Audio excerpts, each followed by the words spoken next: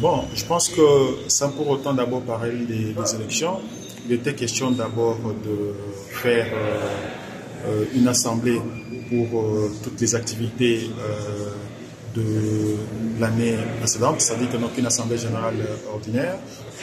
Nous avons présenté nos activités, nous avons présenté les états financiers et tout a été adopté.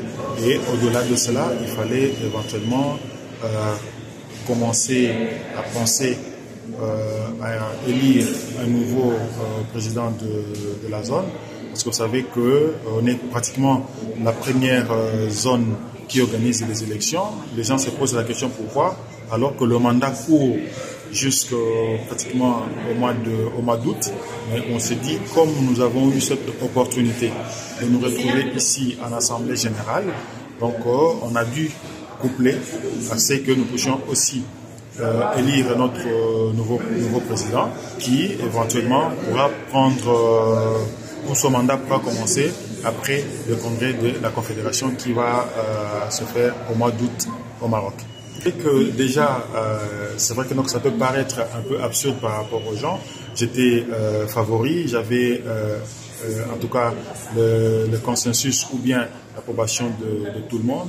Mais quand vous voyez les propositions qu'on avait déjà envoyées au mois de février à tous les membres de la Fédération nationale par rapport à notre Assemblée générale, la partie de mandat du président, j'avais déjà proposé à ce qu'il y ait un mandat rotatif pour permettre à ce que tous les présidents puissent avoir l'opportunité de gérer la zone et cela pourrait les influencer à organiser des championnats au niveau de leur pays et peut-être organiser aussi des compétitions avec les pays limitrophes. Donc, j'avais déjà fait cette proposition et lors de l'Assemblée, la proposition a été acceptée, mais on va essayer de la réviser autrement.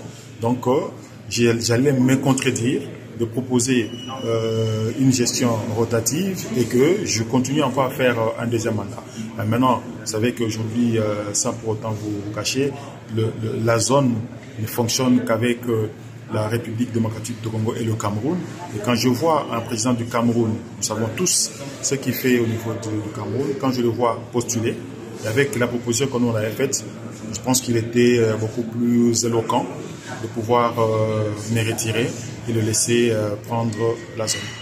C'est d'abord chercher l'unité. Vous savez que quand on est unis, facilement on sait discuter et trouver des solutions. Deuxièmement, c'est notre zone est un peu difficile à gérer parce que le coût lié au déplacement, le coût de transport pour les compétitions est excessivement élevé et cela ne permet pas que nous puissions avoir beaucoup plus de compétitions et avoir même des fois beaucoup de pays qui participent. Donc il devrait aujourd'hui penser à voir si on peut faire de regroupement au niveau de la zone entre 2 ou 3 pays qui aient des compétitions parce qu'ils sont beaucoup plus proches et c'est plus facile de se retrouver.